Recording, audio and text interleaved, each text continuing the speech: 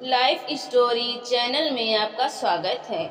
आइए आज हम आपको सुनाते हैं अकबर और बीरबल की रोचक कहानियाँ। अकबर और बीरबल की कई रोचक कहानियाँ हैं जो उनकी बुद्धिमानी और चतुराई का प्रदर्शन करती हैं। अकबर एक महान शासक थे और बीरबल उनके दरबार के 9 रत्नों में से एक थे। वे अक्सर मुश्किलों का समाधान करते और अपनी चतुराई से लोगों को प्रभावित करने के लिए जाने जाते थे। अकबर बीरबल के नाम से कितनी ही कहानियां जुड़ी हुई हैं। इनमें कितनी सच्ची हैं और कितनी मनगढ़ंत कोई नहीं बता सकता। परंतु एक बात तो सत्य है कि इनसे जो प्रेरणा और शिक्षा मिलती है उसे कोई इनकार नहीं कर सकता। इनसे बीरबल की हाजिर जवाबी और बुद्धि का हमें पता चलता है। इनकी प्रासंगिकता हमेशा बनी रहेगी। तो आइए अब हम कहानी की शुरुआत करते हैं। जब बीरबल बच्चा बना।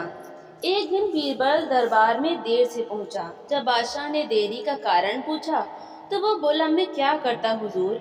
मेरे बच्चे आज जोर जोर से रोकर कहने लगे कि दरबार में न जाऊं। किसी तरह उन्हें बहुत मुश्किल से समझा पाया कि मेरा दरबार में हाजिर होना कितना जरूरी है। इसी में मुझे काफी समय लग गया और इसलिए मुझे आने में देर हो गई। बादशाह को लगा कि बीरबल बहानेबाजी कर रहा है। बीरबल के इस उत्तर से बादशाह को तसल्ली नहीं हुई। वे बोले, मैं तुमसे सहमत नहीं हूँ। किसी भी बच्चे को समझाना इतना मुश्किल नहीं जितना तुमने बताया।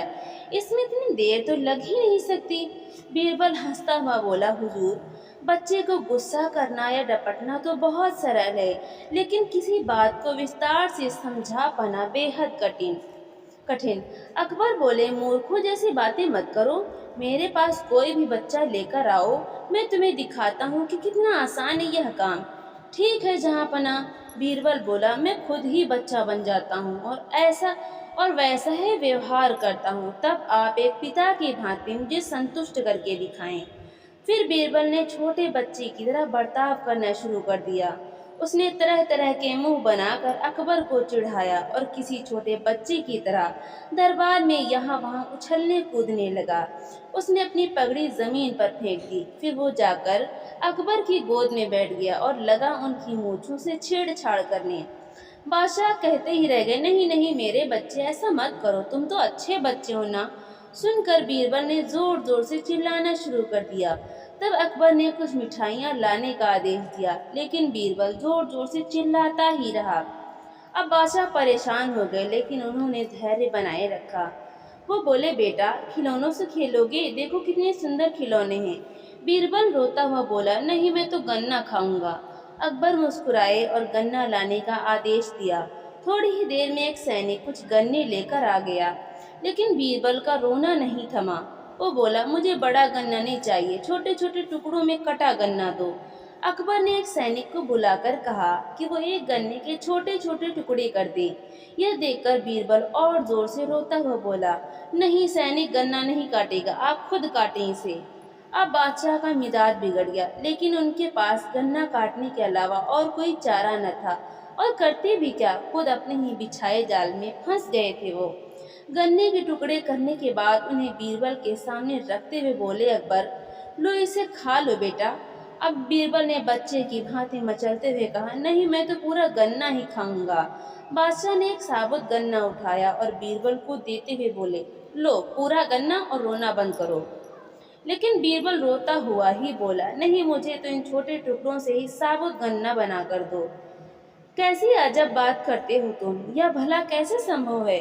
बादशाह के स्वर में क्रोध भरा था, लेकिन बीरबल रोता ही रहा। बादशाह का धैर्य चुक गया। बोले, यदि तुमने रोना बंद नहीं किया तो मार पड़ेगी तब।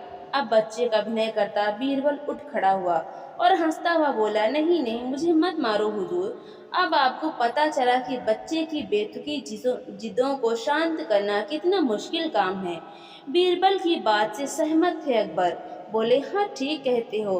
रोते चिल्लाते जिद पर अड़े बच्चे को समझाना बच्चों का खेल नहीं।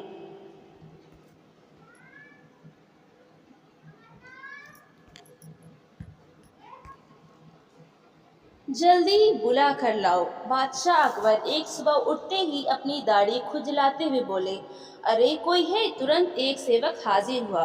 उसे देखते ही बादशाह बोले, जाओ जल्दी बुला कर लाओ, फौरन हाजिर करो। सेवक की समझ में कुछ नहीं आया कि किसे बुला कर लाएं, किसे हाजिर करें।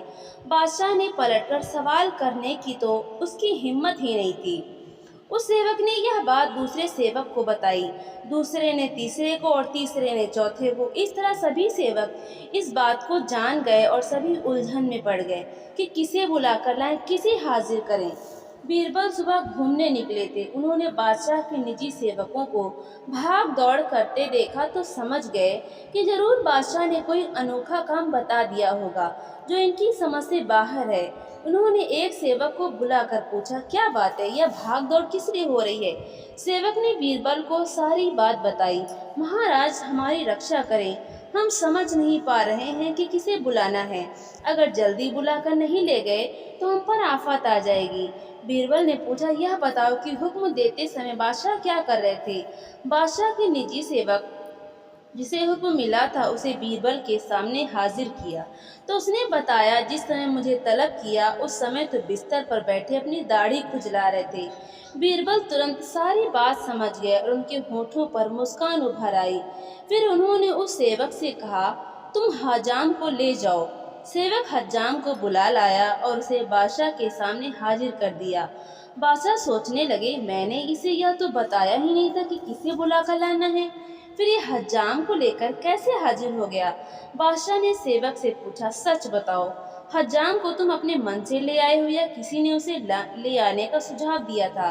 सेवक घबरा गया, लेकिन बताए बिना भी तो छुटकारा नहीं था। बोला, बीरबल ने सुझाव दिया था जहांपनाह। बादशाह बीरबल की बुद्धि पर खुश हो गए। जितनी लंबी चादर उतने पैर पसारो। बादशाह अकबर के दरबारियों को अक्सर यह शिकायत रहती थी कि बादशाह हमेशा बीरबल को ही बुद्धिमान बताते हैं, औरों को नहीं।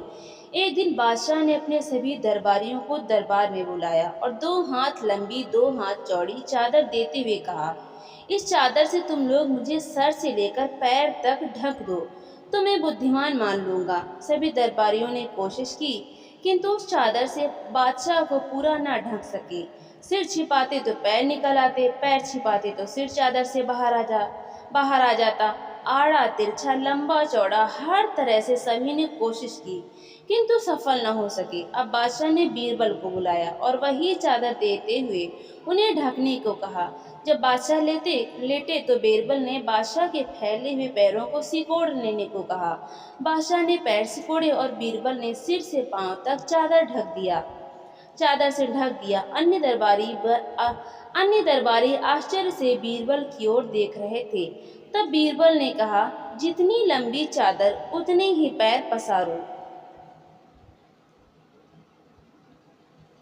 जीत किसकी? बादशाह अकबर जंग में जाने की तैयारी कर रहे थे। फौज पूरी तरह तैयार थी। बादशाह भी अपने घोड़े पर सवार होकर आ गए। साथ में बीरबल भी था। बादशाह ने फौज को जंग के मैदान में कूच करने का निर्देश दिया। बादशाह आगे आगे थे, पीछे पीछे उनकी विशाल फौज चली आ रही थी। रास्ते में बादशाह को जिज्ञासा हुई और उन्होंने बीरबल से पूछा, क्या तुम बता सकते हो कि जंग में जीत किसकी होगी? हुजूर, इस सवाल का जवाब तो मैं जंग के बाद ही दूंगा, बीरबल ने कहा। कुछ देर बाद फौज जंग के मैदान में पहुंच गई। वहां पहुंचकर बीरबल ने कहा, हुजूर, अब मैं आपके सवाल का जवाब देता हूं और जवाब यह है कि जीत आपकी ही होगी। यह तुम अभी कैसे कह सकते हो, जबकि दुश्मन की फौज भी बहुत विशाल है? बादशाह ने शंका जाहिर की। हुजूर, दुश्मन हाथी पर सवार हैं और हाथी तो सूंड से मिट्टी अपने ऊपर ही फेंकता है तथा अपनी ही मस्ती में रहता है, जबकि आप घोड़े पर सवार हैं और घोड़ों को तो गाजी मर्द कहा जाता है। घोड़ा आपको कभी धोखा नहीं देगा। बीरबल ने कहा, उस जंग में जीत बादशाह अकबर की ही हुई।